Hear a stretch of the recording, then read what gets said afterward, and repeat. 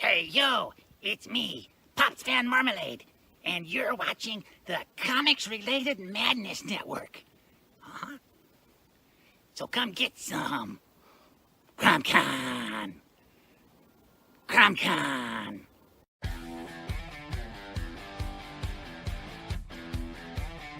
If you're a fan of comic books and comic book conventions, Daytona Beach Comic Con needs to be on your list of must-attend events. It's a show that actually focuses on comic books. Imagine that! This year's event is happening on Saturday, September the 6th, and Sunday, September the 7th. Silverline creators will be there, so we'll see you at the show. If you find yourself in the Orlando area, and let's be honest, doesn't everyone come to Orlando for the House of Mouse? Head over to Coliseum of Comics to get your comic book fix. Be sure to check out their location on East Colonial Drive, where they carry a wide selection of independent comics, including Silverline books. Stop by and don't forget to tell them Silverline sent you. Hey, if you're an independent comic creator looking to get your comic printed, look no further than Kablam Digital Printing. They print our comics and do a fantastic job.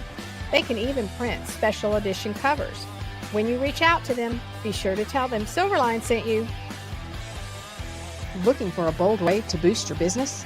Advertise with Silverline Comics, reaching readers across the U.S. and around the world. Affordable rates, passionate fans, and national and international exposure, all packed inside thrilling, action-packed comics. All ads must be PG-13, perfect for reaching all ages. Spots are limited. Grab your ad space today and become part of the adventure. Silverline Comics, where adventure lives and your brand thrives. Email us at silverlinepublishingllc@gmail.com for more information. And make mine Silverline. Hi, this is Tim TK, host of That Silverline Show on Tuesday. Join us at 11 p.m. Eastern, 8 p.m. Pacific every Tuesday night as we discuss pop culture and the joys of making comics. Hi, I'm Barb Kelberg, co-host of Silverline's Wednesday Wham. Join us each Wednesday nights as we discuss comics, literature, movies, and anything else that may catch our attention. I'm Roland Mann, and I host Silverline's Silver Sunday. Join me every Sunday at 8 p.m. Eastern as we make mine Silverline.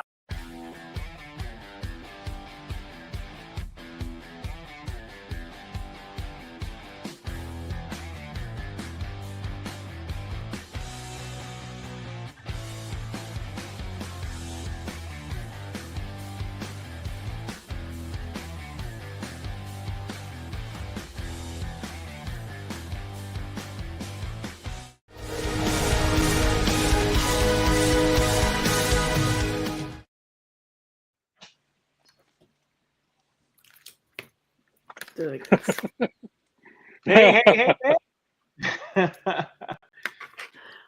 Well, I guess I will say welcome to another Wednesday night Wham.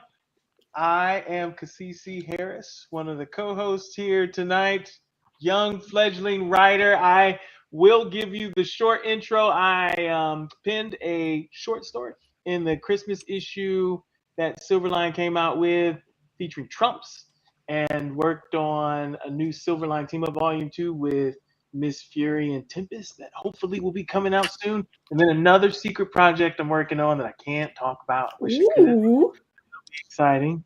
And we're going to go around the horn, right? For folks who are just joining us for the first time maybe and getting to know us. And then we'll talk to our special guest. And I've been practicing this, Dan. So I'm going to try and get this right. Okay. Boom. Oh, general direction right. But we're going to start with, dang it, this way. You did it right. Barb? You did it right. Yep. Okay. I'm Barb Kelberg, comic book pro of 36 years. Yep. Inker for all that time, colorist the last 6 years. I've worked for everybody under the sun that you can possibly imagine. And I am the creator of Divinity, which is what I'm coloring right now. Divinity number 5, which Kaz edits. Yes. I am also the CFO of Silverline, and have worked on a bunch of their other books too. Awesome. Okay. Wait, no, because our special guest has to go last. So wait. Okay. This way. This guy. Yes. Okay. Yeah. I'm Rob Davis. I've been in the industry about as long as Barb has, 30 years. And started out as a as a letterer, then became an inker, and then a penciler. And since then, I penciled everything from Merlin from the ancient past all the way up to the future with Captain Kirk and crew and all kinds of stuff in between. Lately, I've been doing stuff on my own in my own publishing and doing more and more stuff with Silverline now. Did a book called Twilight Grim with my old pal R.A. Jones. Yes. And I'm working on another project that's stalled at the moment, but it's a secret project, so I can't say much more than it. It's still out there being worked on. It's just we're at an impasse. Yeah, the first issue's already inked. Yes. Yes. Okay. All right, now that's me in a nutshell. The man of the hour. The crowd goes wild. And then with the power, and the man of the hour, too sweet to be sour. That's right. Power. I'm doing a superstar Billy Graham thing now. I'll give you like a Brady Bunch. I'll look up at you like, right, yeah. Oh, boy, yeah, let's not start singing though. Nobody wants that. Well, maybe someone will come in the middle here and be Alice for us. If John gets here a little later. He's always runs late. Okay, I could relate. Publisher of Argo Comics and our Thunderzone imprint. Doing about 20 years of Argo Comics. Not up there with Silverline, but I've been around for a little bit. So, then Thunderzone is myself and other creators. So Argo Comics, all my creations, including this new Kickstarter, Gladiator vs. Law and Order, my characters. But then Thunderzone, I have like a shared universe, kind of like early Image Comics, where they're all on the same earth, but a number of different creators, just to do something different. That's very cool. Anybody can jump into the universe then? No. We, just kind of like early Image, where they had their, 7 creators. We had like 9 or 10 at this point, and it's anyone could apply, and then I can check the book out, see if it fits in well, see the quality, everything like that. But much like I guess Silverline is more or less a shared universe because they're all on the same Earth, I believe. Silver, yeah. Yeah, and Kaz mentioned some Silverline Christmas special. Yep. What were they? Like an anthology or something, was it? Yeah. Oh, there it is. Love it. There they all are decorating You know how to make us must be in the happy. same universe. Topically. So they must be in the same universe. And I remember the original Cat and Mouse, Demon. They were all in the same. Mitch Bird, Stephen Butler doing that art. That was great. Hey, John. And he drags his sorry ass in. I am so sorry I'm late. I got home late. Yeah. No, we told him that you were going to be late because that's your thing. That's your signature. 2 reasons I almost didn't become a teacher: early morning and dress clothes. Hate them both. So yeah. Sorry I'm late. Dan, awesome to see you. Yeah, same here. It's a long time fan of John's book as well, Sniper and Rook. I was there, I guess, towards the beginning at least. I don't know. I was like, you were there early on. Yeah. That's a sweet book. Sweet book. That's why I was wondering when I was watching the other episode, and you said 11 was your favorite number. I said, what about 3? Because you didn't call it Beta 11, you called it Beta 3. Well, actually, are we airing right now, or are we still in the backseat? No, we're live. We're live. The time. I'm just making sure. Yeah. So it's like, okay. So Dan, the whole deal on the Beta 3 was I named it Beta 3 Comics. It was a in joke of sorts.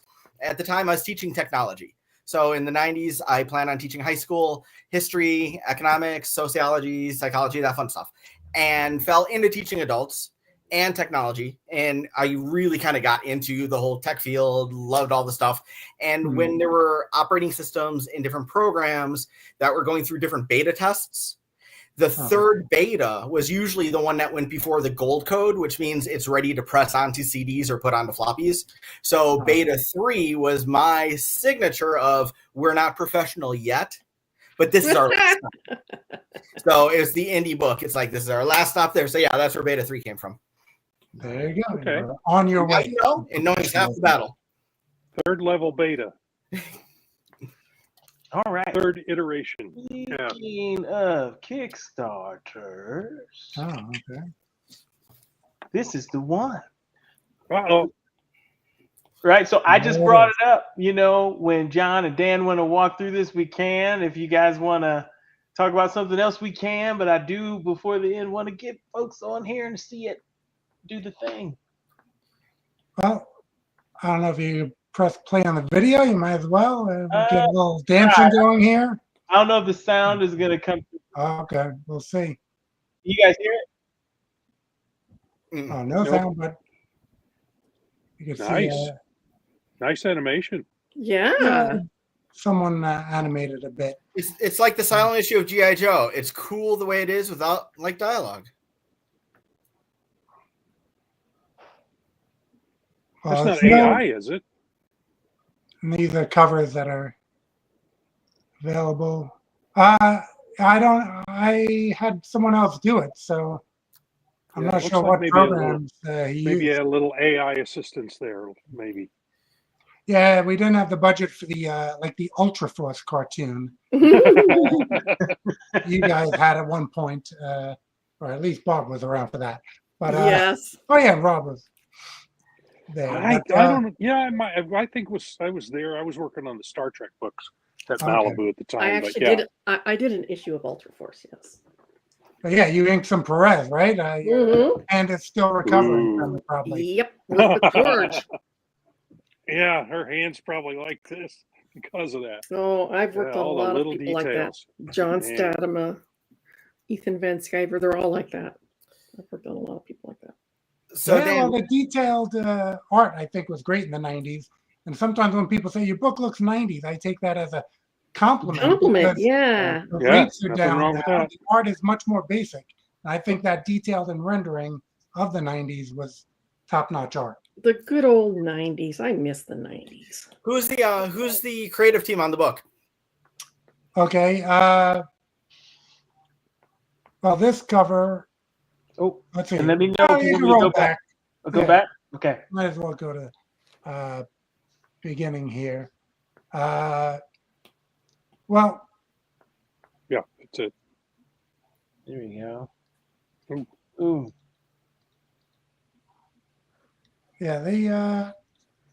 Who's the artist? Looks like we got Brad Green, Arnaldo Jr. Oh, Brad Green and Arnaldo Jr. are doing like the book itself. Okay. But the first cover is Carlos Granda with Giuseppe Pica colors. So that became Carlos Granda. These are again a lot of indie comic fans might know some of these names because I have books that I follow and artists I like, and they're drawing those books. But just to have them in for a cover, even some of the mainstream artists in the past had pinups and stuff like that from them. Yeah, so, you and I have been lucky, and we've actually worked with some of the same talent on each of our respective books, which is kind of really cool. And it's an artist that I've loved working with, and I've loved his stuff, and I get to see him rendering your stuff. And I'm like, this is cool because it's a totally different take, totally different style, of character. Because mine's like this, the silly spy genre, and yours is more the traditional hero. And to see the versatility that the artist brings, it's really, really cool. Well, they've got a really clean style that I like. I prefer that clean style. Less is more. If you could scroll down, there was one cover in particular I wanted to know who drew it. Let me know when. Okay. That's not the one, but who did this one, Dan?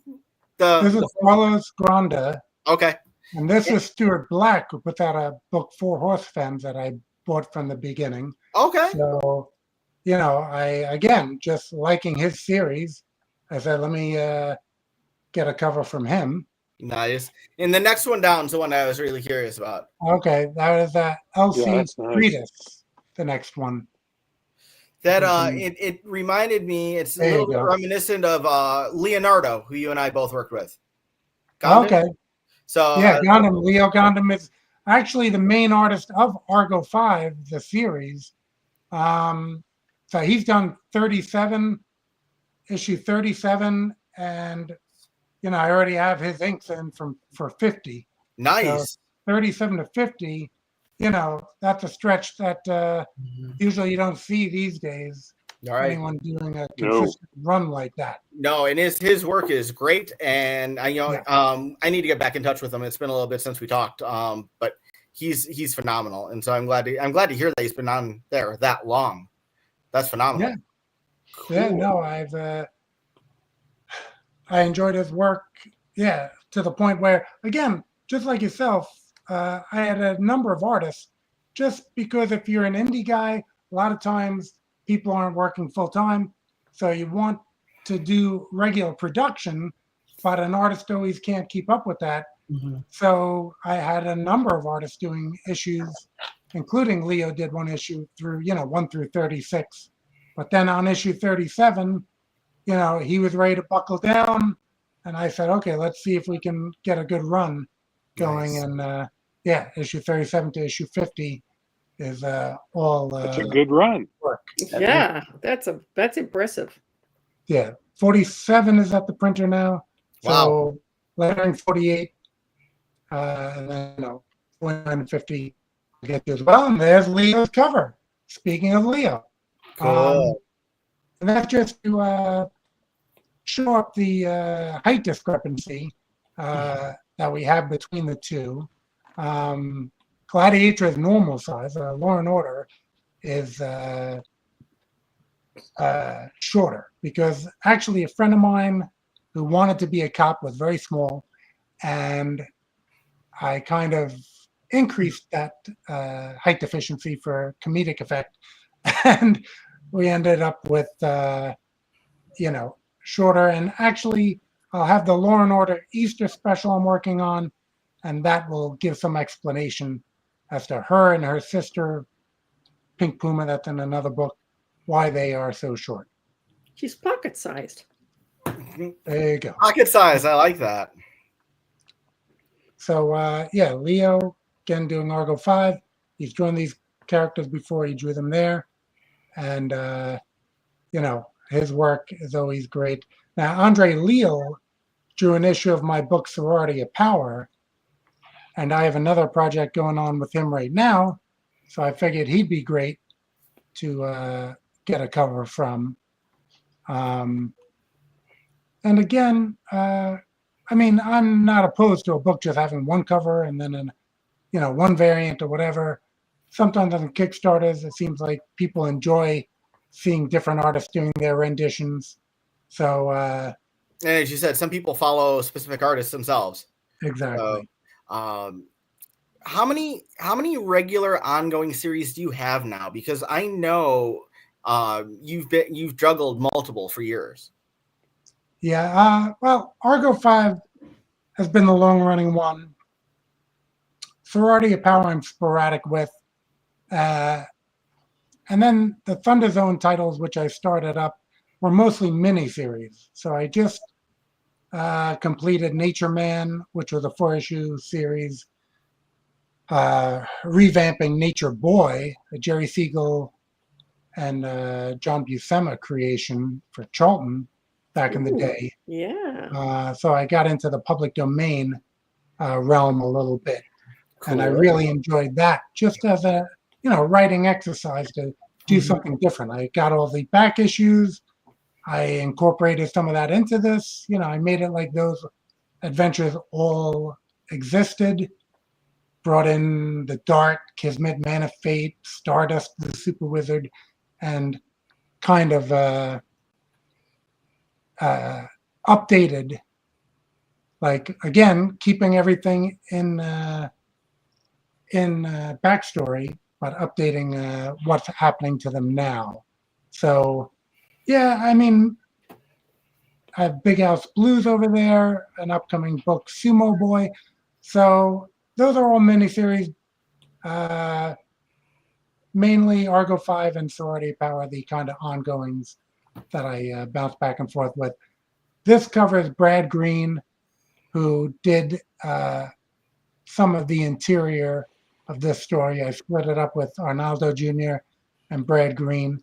And this is Brad's cover for the book.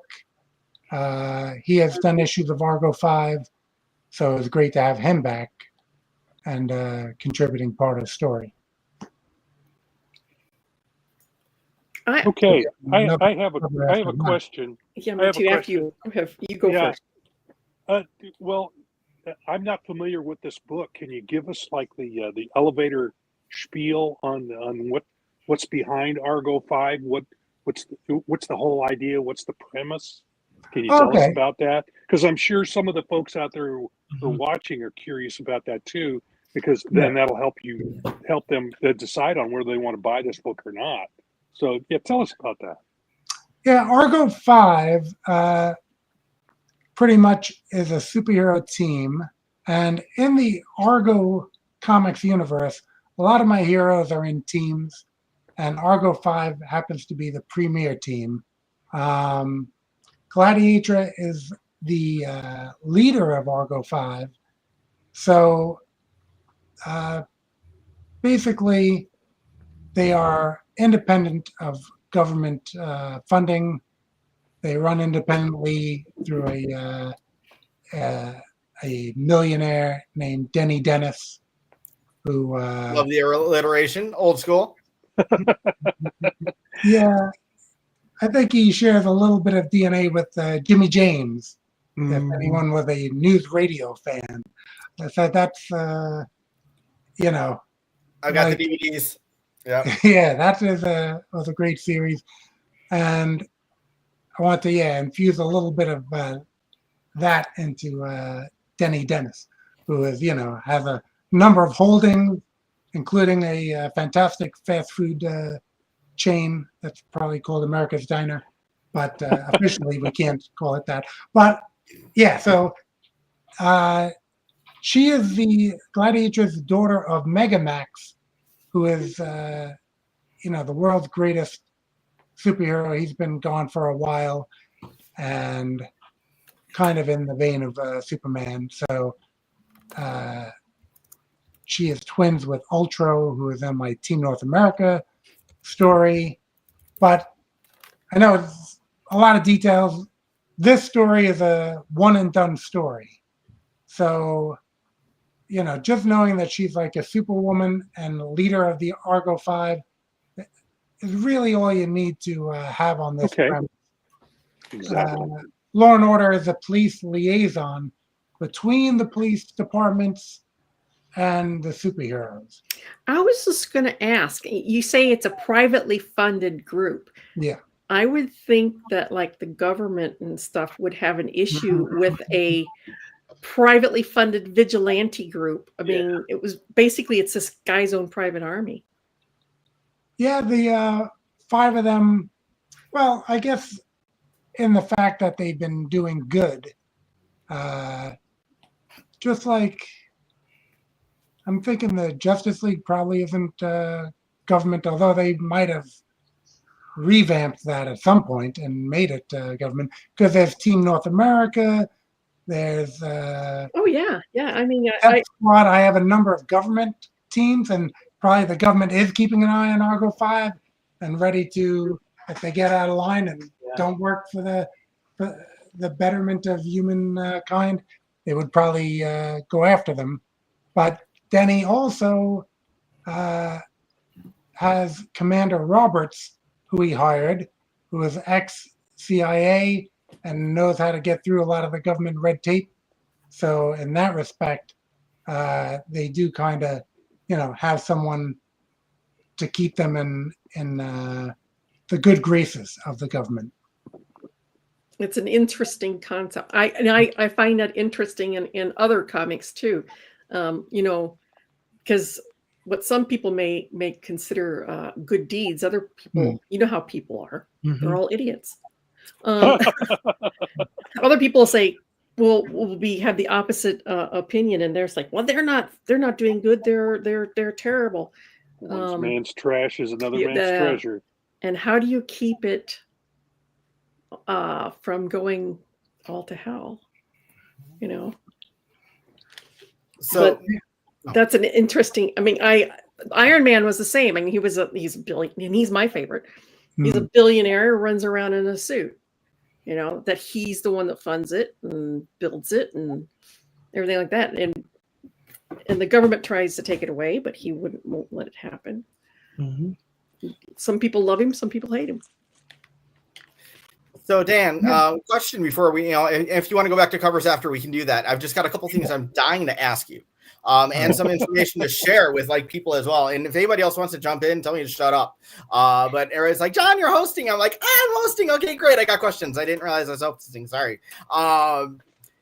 And that's sorry, I was late too. Anyway, so Dan, my question. So you and I kind of started with the indie stuff about the same time. So we kind of grown through. We know a lot of people. We've worked with a lot of the same people. The amount of books you've put out is really so darn impressive. Yeah, I was just going to say, he's so prolific. Yes, when you say, well, this title has through issue 50 already. Yeah. It's like, I mean, that's huge, Dan. Yeah. I mean, that's absolutely huge. What would be some of the suggestions you would give people who want to do indie comics on their own? One of the things is, I'm sure everybody's heard this one, how do you make $1 million, in indie comic books? Start with $2 million. Yeah. There you go, Rob. You got it. I'm just going to pull up some, information here to tell the readers, the viewers a little bit about you just off of your recent Kickstarter. You have been noted by Kickstarter as a super backer. You're a repeat creator. You are a backer's favorite because you've gotten, wonderful backer feedback through Kickstarter. You've created 14 projects, but the other thing, he's backed 330. Jesus. So this is not a man Kickstarter saying, hey, everybody, I got shit I want to sell. Come buy my stuff. He's doing it for others. He's helping others reach those goals because he's a comic lover too, So this man walks the walk, and talks the talk. Account created October 2011, and you've been doing this forever. And if I may throw this one in there too, we know when Silverline has our intro and or exit, it's noted that our comics are printed by the wonderful folks at Kablam. Kablam has their online publisher warehouse that you could order individual copies of. And Indie Planet.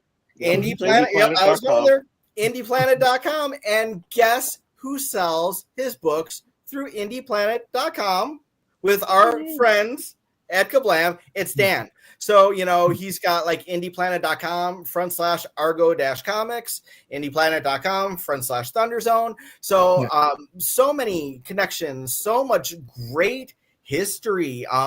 You've been doing this forever. Tell us some of how have you been so successful?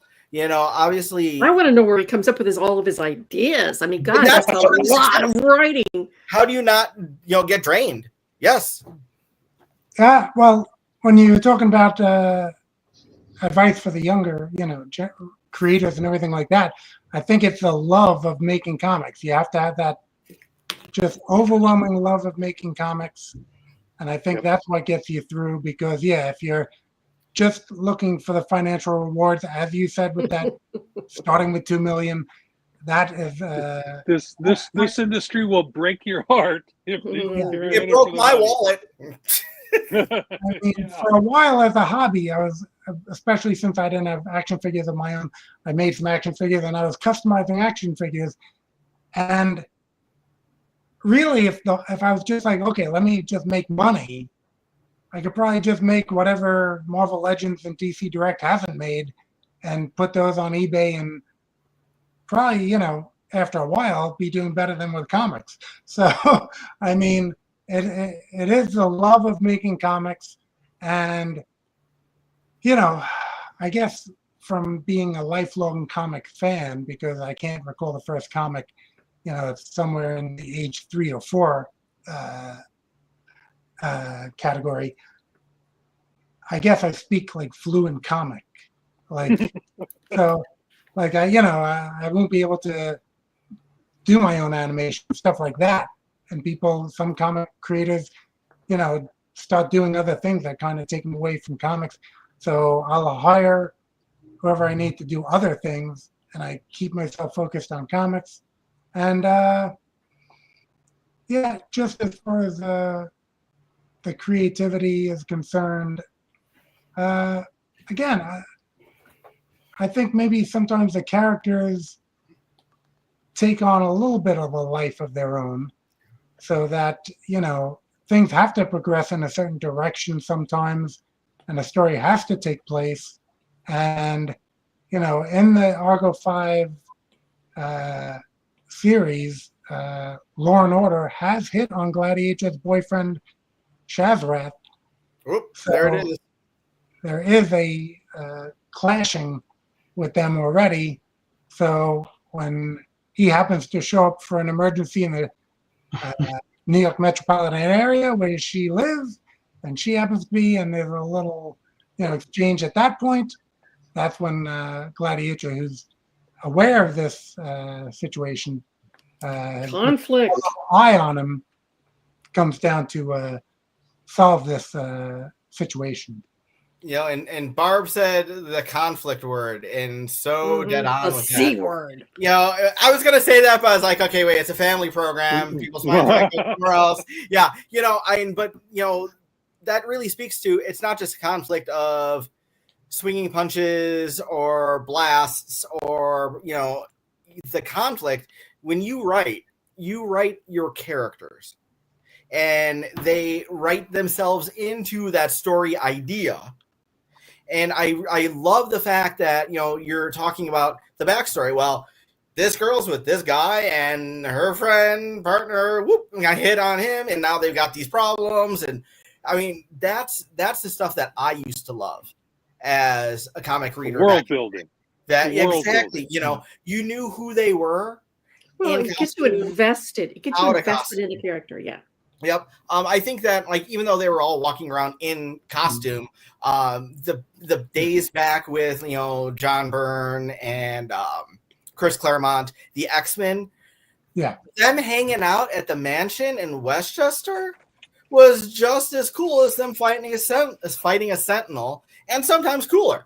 So the fact that it helped you get into the characters more, because you got to see them outside of just throwing punches or blasts, and actually caring about them. It's not just random placeholder number 4.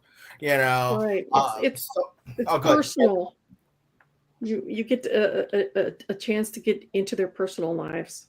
Yep. And I love the layers you created too, having her be the daughter of the best, right? And then there's the whole shadow element. How does she deal with that? And then, she's the leader of the team. How does she compare with that? So it's kind of, you have so many layers that you can tell stories on that don't even have to do with throwing a punch, that it's so good. I like that. Yeah, I have Argo 5 number 0 on Indie Planet free. So if anyone wants to go there you check go. that out, you'll find out that little element of her getting out of the shadow and Denny Dennis recruiting her. And actually, number 1 I drew myself, and then I said, well, people said, oh, it's great art. I said, I don't. So I said, let me make a 0 issue, so if people are jumping on at some point. This is me, maybe after 5 years of having some practice making comics, just like you said with beta, your beta testing. So yeah, 0 is there for people to get a taste of what Gladiator is all about and everything like that. And I do have the trades on the Kickstarter as well as add-ons. I got Argo 5 Volume 1 we'll get to it on the screen when we scroll down. But number 2, and that gives you the first 0 through 5 on the first trade, 6 through 11 on the second trade. So you get, I guess, caught up a bit on. I got to get back to doing another trade, volume 3. I have the cover in for that.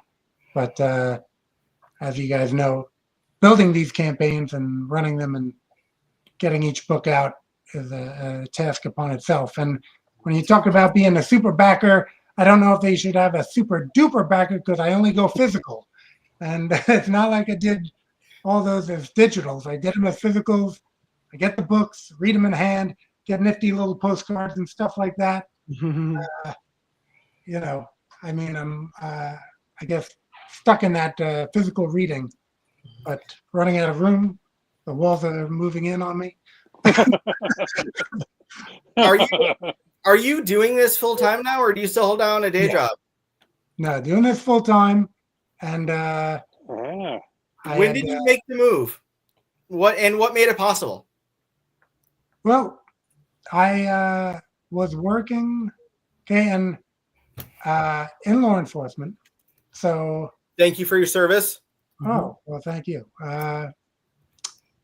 Yeah, so, and it just seemed like, with that type of job, there used to be a phrase like in the NYPD, which I wasn't part of, 20 and out.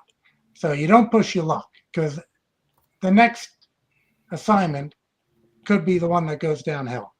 But I did, beyond the 20, a number of years in that, building up the pension, and then throughout that time working on the comics, getting that up and running to the point where, it could generate income on top of the pension. So that's kind of the transition there, and going full time. And I'll just say this: Law and Order is a police officer, but you're not going to. This isn't going to be like very. I mean, obviously, I know the job, but I'm not translating that really into the books. Being that I don't want to bog her down with paperwork. And every little minutia of the law. So, and I played up her book more for comedy. So, maybe there's that book in me at some point. Actually, this book for Thunderzone, Big House Blues, is superheroes as corrections officers with villains as prisoners, supervillains. And, in my time of work, I did interact with the corrections officers, and I had to, of course, bring customers over to their facilities. So there was, there was a good amount of research that went into that probably I apply a bit more of that in Big House Blues than I really do in any Law and Order as a police officer. So Big House Blues, again, that takes place in the supervillain, the mega villain reformatory. I wasn't using supervillain or superhero. I was using mega hero and mega villain because DC and Marvel had that trademark for a while, which they lost now. So mega villain reformatory in Northern Texas. And superheroes as corrections officers. I don't recall it being done. So I said, let me do this. And I don't know if everybody's just thinking along the same lines at this point. I had sent something into our Wednesday Wham Facebook chat at the same time that Pops from Madness Entertainment Group popped up something in chat. And then Silverline Comics, it might have been Barb on this one because I see her typing away. Nope, wasn't Barb. I'm working on my iPad. And in the chat, everybody, there are provided links to that Argo 5 issue 00 that is free as a digital from Indie Planet. From Dan through Indie Planet. So if you want to check out one of his issues for free, as he was mentioning, there are links in the chat. Please go ahead and click on that. Pass the love around, because these are comics and we're all in it together. We're here for the love of the art form. Doesn't matter which banner we're publishing under. We are all one big comic family. And so please support Dan. He Absolutely. He's a good man and puts out a good product, and just we pride ourselves at Silverline about delivering the product. Our stuff is not vaporware. The books are done before they go, even up to Kickstarter. We pride ourselves on delivery, that if you back our books, we're going to be there for you. Dan lives that as well. He's back, he's fulfilled everything they've put out there, and he's a super backer for, other comic fans out there too. And he's just a good man putting out some good books that we think you should check out. So. Yeah, actually on my own YouTube channel, I do a indie monster haul, because there's usually a monster sized stack of books there, and Silverline is quite often in that. Thank you. Yeah, actually, the last one had Cat and Mouse Viper as number one. Mm-hmm. I haven't even seen that one yet. Okay. Yeah, that's cool. So, how did you like it? No, I really liked it, because the dynamic they've been doing, and actually the male character there is struggling with the idea of becoming a police officer. So I see that. I was gonna say yeah. Throughout, and I thought the snake villains were cool, and the fact that that one was more big and strong, and then the other one was speed. So it kind of created a great balance, and the new series has been something that I really enjoyed, because again, as I mentioned earlier, that initial run with Mitch Bird and Steve Butler, those were I Back think in the 90s, great things for John as well, right? You've often expressed your love of that. What's that? You've often expressed your love of that. Oh my God, there would not be a Sniper and Rook if there wasn't a Cat and Mouse. No. And Rob, actually, I know it's like kind of I'm laughing in appreciation of that. Yeah. And Roland and I have talked about that, and I wrote some stuff for the Sniper and Rook collection number 1, kind of how, I always loved male-female duos. The will they, won't they, going back to, now I'm showing my age here, like Heart to Heart. Yeah. Sure. All right. Moonlighting. Yeah, and I was going to get to Moonlighting eventually. Scarecrow and Mrs. King. Moonlighting, of course, was one of the big ones in there. But when I read Roland's Cat and Mouse, no book had ever talked to me the way that one did.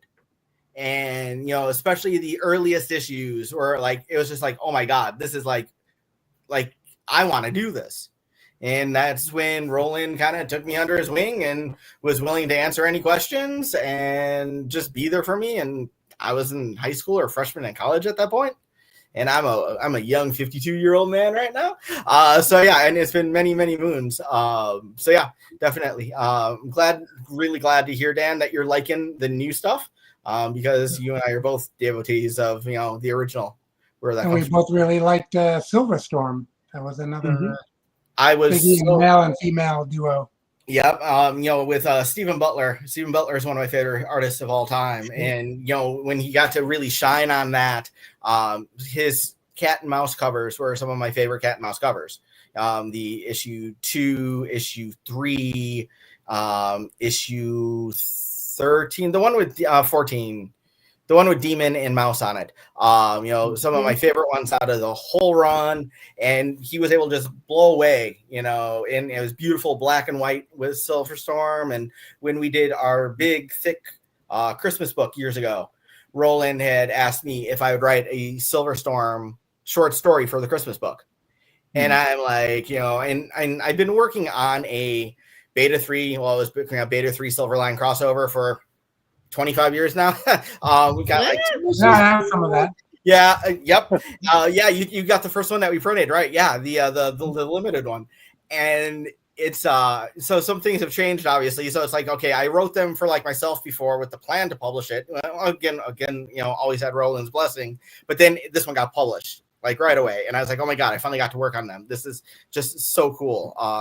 Silverline has such a great deep history, and Dan, yours has a deep history, and I can't wait to see where your stuff's going to go next. After your current Kickstarter, what is going to be the next book that you're looking to release in your sequence? Are you another Sorority of Power, or is it Bill Mouse, frequent collaborator of mine, and yours as well. I've known him since '97. He was the first person I told the night I got engaged. Thank God that marriage didn't happen. That one didn't happen. But yeah, I got home. I told Bill, hey, guess what I did? And, so longtime friend there, good collaborator. Talked to him the other day. I've got an idea for a project that we might work on sometime. So Sorority of Power, something coming up next, or doing more Argo for a while, or? Well, I had, 2 Kickstarters ago. I had Sorority of Power Volume 1 collecting, 1 through 6. And I have to do Volume 2 of that. But I think the next Kickstarter is probably going to be a Thunderzone, because I kind of alternate with the Argo Comics and Thunderzone Kickstarters. I have 3 of my own books and 2 books from a creator in Singapore, Jerry Hines. He does Supercross. And then I have Mike Descharnais here in the U.S. He does Marshall Strong. So we have Supercross number 5, I believe, Marshall Strong number 3, and then I will finish up Big House Blues that I was talking about with issue 4. I will have Weirdo number 2, and I will have Sumo Boy number 1. So there are 3 of my books that I'll have in that. With that, can I ask what it's like moving from working with amazing artists? Basically, when you were working with the artist, you were essentially writer and editor and publisher. Now you're working with fellow writers, which is a whole different dynamic, than you had done before. How's that process now, working with other writers, not just illustrative collaborators? Well, Jerry actually does his writing and his art. So, and then I think he has some help on the writing side sometimes. So Supercross has been mainly him. And then I have had a title called Thunder Guard, which kind of, I wanted to help people know that they're all on the same earth and unified. So it brought together, someone from Supercross, someone from the other books, just all together. Chronicles of the Metaversal was another book we had. So Meta from that book comes in. So in that respect, I do have to, fact check with the other writers about their characters, because I want them represented true to form. So yeah, that's again, with 20 years of this, the same way that writing Nature Man and playing with the public domain characters, this Thunderzone and playing with the other writers, it adds another dimension and keeps you on your toes. So keeps you young. Yeah, it's been a pleasure to do that. And in the respect that everyone's happy with the line of books. You want to have a solid lineup that all the creators are proud to be a part of.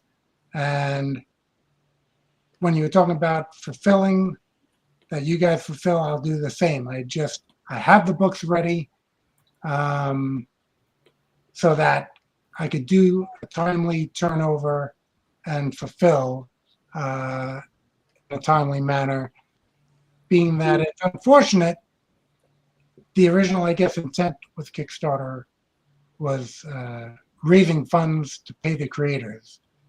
But I think we're in a time where you have to have some funds ahead of time to at least fund issue 1 and use those funds to continue into issue 2, because if you don't have the funds to create your issue 1, those funds come in, the book is being made, but your bills are coming in. And it's unfortunate, but it seems like, some creators get lost in the shuffle of, the funds. I've seen a creator say, I'm funding this book out of my own pocket. No. No. And that's what I've always done. And I had always said, some people, they drink their money away by going out to the bar. Some of them gamble their money away. Some of them bet their money away. I was like, we comic book ours away. So cool. Thanks for putting that up, whoever did. I was going to get to that too. Since you're talking about your collaborator Jerry, Jerry does 2 shows on Pops Network as well. So I actually an interview with Pops. An interview with Pops. I brought Jerry in, and then Jerry followed up and has been on a sketch show, live drawing. So he's been doing some great art in that one. You mentioned paying the collaborator. I'm fortunate enough that I write, ink, and color my own book, but I don't pencil it. So I have to pay my talent, and I pay them as they complete the work. But I fund that. I fund that through the comic shows that I do, selling art, prints, and stuff like that. And but never out of your own pocket. That was the one thing that when I started doing this again in indies, my husband said, I don't care as long as it doesn't dip into our personal budget. I'm like, I've always funded my own because I didn't have a place to start. So I just. I'm saying these creators are not making the book and then saying that they're funding it out of pocket, where it's the book was funded on Kickstarter. So it's like you can't say that you're funding it out of your own pocket to get us our books. It's false advertising. You that money. Your unfortunate, circumstance of the electric bill coming in and this coming in. I mean, I like getting Jordans, but I do that on my own dime. I'll, do my sneakerhead collecting on my own dime. I have, the funds to make that book.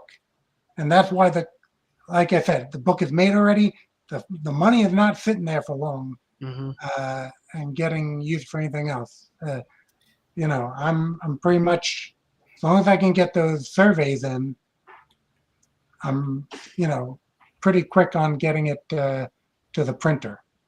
And I'm sure that the approach that you're taking with that, that the funds are separate and the funds are there to start the book, and then have it through, that I'm sure has a lot to do with the massive amount of success that you have, because you're able to compartmentalize.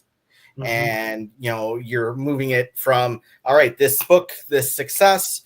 All right, we brought in the money. Now I'm using that for the next book. And it's a train that you keep on moving forward. Yes, absolutely. And you're building momentum and not going, okay, well, electric bills due. I didn't know you're supposed to pay those things. I thought it was just a suggestion. Thanks for the heads up. Why the bill's always printed in red? I don't know, whatever. But so you're really doing some, great keeping the two separate. So as an indie creator, I know I've had problems with that. I've never been able to financially do that, keep them separate. And a lot of other people fall into that. So maybe that would be one big tip that people could take away from you today with longevity and success, to actually have separate account, separate plan, that whatever comes in, and like how Barb mentioned, her monies that she sells, her art and everything at the cons goes towards the book.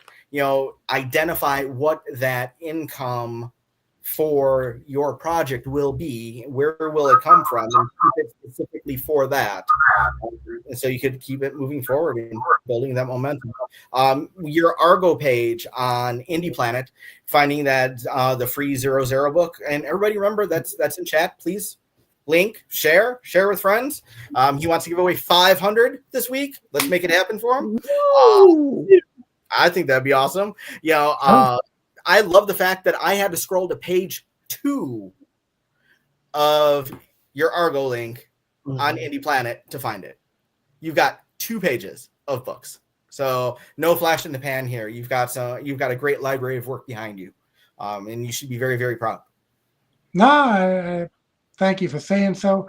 I mean, with Argo 5, it was almost like they say you're going to be a master after 10,000 hours of doing anything. And I think, working on Argo 5, I'm still proud of the whole series as a whole. But I think when I came into Thunderzone now with Nature Man and Big House Blues and Weirdo and Sumo Boy, I think it's like, you did that practice and now. A little bit of a next level, or like a beta 3, if you will. Yeah, there you go. These are the beta 3 books of my lineup where, I'm quite proud of what was accomplished there. I will collect Nature Man for a Kickstarter, do a trade paperback on that.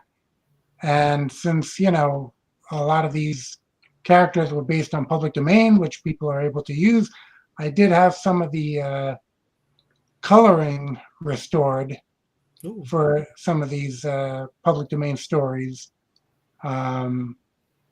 to have kind of like a companion piece that'll reprint, some of the Nature Man and origin stories for Kismet and Dart and a Stardust story. So it'll give people a little background, because I think where if you're doing a public domain character and you are incorporating the history, having read some of the originals makes the story that much richer, So I'll include that as part of that Kickstarter. And it'd be kind of cool to, even in an issue, kind of thought balloons or flashback panels, taken from some of those original books. If you could integrate that might be a cool idea. Yeah, the artist, I pointed out if we were referencing something and there was a flashback. And I did actually, because again, that series is completed. I did incorporate something like that. So you'll see a couple of the heroes, how their stories tie together. And then the flashback does, in fact, utilize some of the panels or layouts, actually, because the artist redrew it to fit the modern story. Very cool. So I'm keeping an eye on the clock because I know, Dan, we don't want, we would love to keep you all night, but we don't want to tie you up with questions and flattery all night, because we could easily do that. Does anybody have, either through chat or with our wonderful assembly here tonight, does anybody have one last burning question that they want to ask Dan? You said you were fluent in comics, Dan, and I believe that. And you have a whole repository of comics that are just yours. Where do you see comics going? Do you just see it remaining sequential art on a page? Do you see it evolving to something else? I always like to hear, what folks who've been in the game for a long time see as the future of it. Yeah, I think it'll remain on the page. And of course, more so lately on the digital page than the physical page. I think we're still a little ways away from the holographic projections of the comic, where you're in either, a little kind of like the Star Wars chessboard. I was just picturing Leia. I was going to make a Help Me Obi-Wan Kenobi, You're My Only Hope reference. Oh, man. I love Kindred Spirits. There you go. Or to take it further in the Star Trek when they would go into those rooms and there was a hologram. Holodeck. Holodeck being within the comic, it could be on the way. The Sphere is up and running with the Wizard of Oz, so I'm sure people are immersing themselves in that story. I want comics on 3D goggles so I can just lay there and just. Barb, that's called the Matrix. Yeah, virtual reality goggles. It could be, some of the video I've seen of that sphere of the Wizard of Oz is pretty incredible stuff. I saw the tornado part. Wow, I can only imagine what that was like inside the sphere. Just I'm gonna have to look into that. I'm not familiar. Yeah, they've got check it out on YouTube. I think they've got some people have taken their phones and kind of taking pictures, taking some video of inside of there, and that's wow. It's like you're living it. You're in the middle like of leaves are blowing around or something around you. It's just they've accentuated it with AI and some CGI, and just what I saw was pretty incredible. It wasn't there. I'm seeing it in 2D. Whereas if you're in the sphere, you're seeing it all around you. So that's got to be an incredible experience. I don't know that I can afford to go do it, but it would be cool. So I've got one last question for Dan, and then I have a question for Dan, and then we're done. So I guess I got two last questions for Dan, and then I'm done, unless anybody else has other things that they'd like to ask. This one popped in my mind. Dan, have you done any? And I know that you were talking a little bit about the Thunderzone, how you have like the team that brings characters together to show the interactions and all. Have you had any intercompany crossovers with characters from other publishing houses? I know I believe it's one of your Argo covers, Nira X, Bill Mouse, prominently there. So there's definitely been some appearances. I'm not sure if she was in there. Have you done like character swaps for story? Is that something, if you haven't, something that you would be looking to do in the future as you're trying new things? Yeah, actually with Thunderzone, that was part of it. And the fact that I do like interacting with other creators. I had issue 8, which was like a get published contest on DeviantArt, where I brought in people's characters as guest stars, but there was one winner, so he was the main guest star. And I had actually Argo 5 number 3 had Nira X, and actually Sorority Power met Skunk and Macy, Bill's, Skunk and Macy in Argo 5 number 3. So that was a number of publishers. I guess I didn't waste any time. It's Argo 5 number 3, and I have 8 publishers crossing over into the series. And yeah, throughout, I guess I've had other people swapping. I've had Advent Comics had a cameo in mine. I've had a cameo in theirs. I just did my last Kickstarter before this one. Nigel Flood in Ireland, he made Celtic Clan. Also had a book, The Globalist, and I have a book, Impact International. So that was my previous Kickstarter, Impact International versus The Globalist. He had 2 issues of his book. I had 2 issues of my book. So this became issue 3 of both books. That's pretty cool. That's awesome. Either logo on the cover, and we had a number of covers. All the covers had both the logos, so whichever, if you wanted to file one as Impact International number 3, one as Globalist number 3, you were able to do that. And again, another writing challenge in the fact that, taking his 2 issues, taking my 2 issues, making those stories converge. He has a story point of his characters have been invading other dimensions, beating up their superheroes to take over each dimension. So they're conquering different dimensions. So it didn't take, a genius to write this one. But, I bet it was a heck of a lot of fun.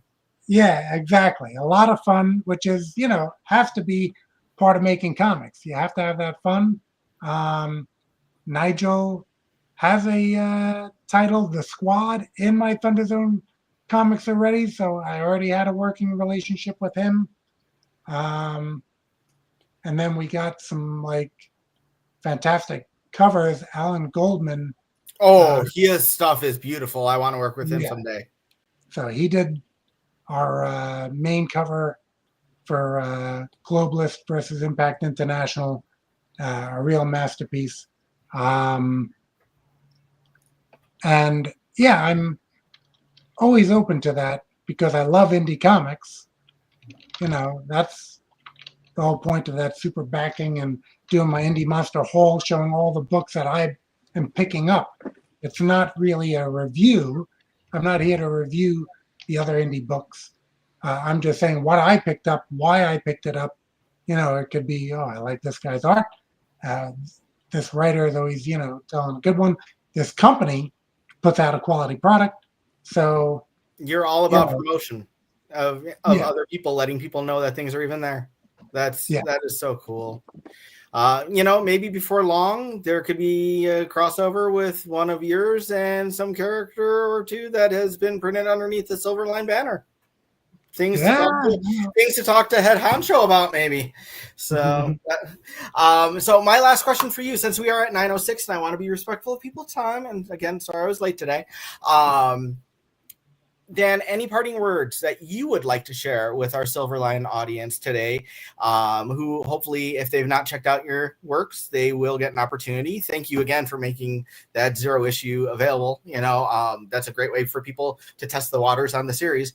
But what, parting words, parting wisdom, parting thoughts, Kickstarter, industry, what say you, Dan? Yeah, well, on the subject of the Kickstarter, I'll just say that for people to check it out, there's preview pages over there to show you a little bit of the story. You'll see the covers. We have the Law and Order specials as add-ons. There was a Christmas special, a summer special, and a Halloween special. Again, lighthearted comics fun. Words of wisdom, I'll say make sure you do a lot of warm-up sets before you go for your heaviest. Oh, wait, this isn't a bodybuilding podcast. Well, that's my other. It was sounding like an actual fire.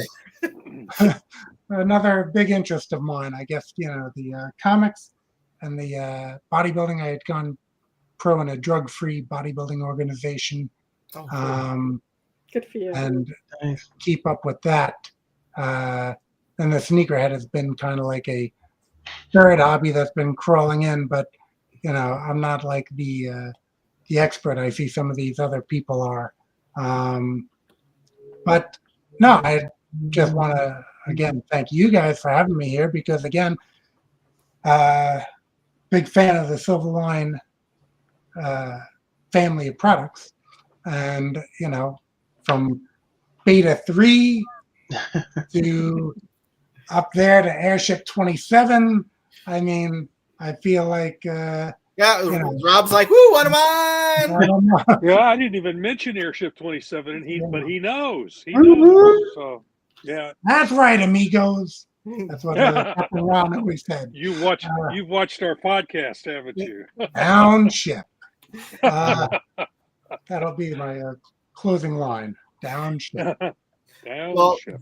Dan, thank you for taking time to talk to us tonight, to tell us a little bit about your books, your history, your experiences, the wonderful people that you've collaborated with, your optimism, your palpable energy about comics and what this medium can do, not just for entertainment, but for interpersonal connections and working with collaborators and personal growth, and just dude, you truly are inspiring.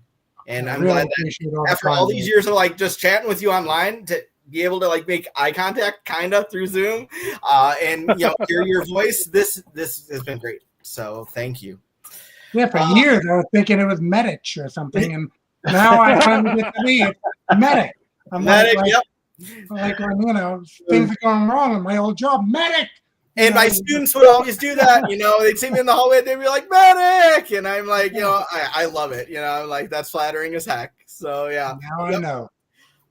Well, everybody, thank you for watching today. Please check out Dan's book. Please go ahead and back his book.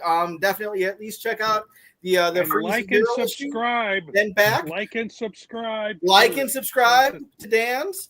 And my friends, there is something that we do like to say at the end of every one of our weekly videos. Make mine Silverline. Thanks for being here. Hi, I'm Dave Dorman. Make mine Silverline.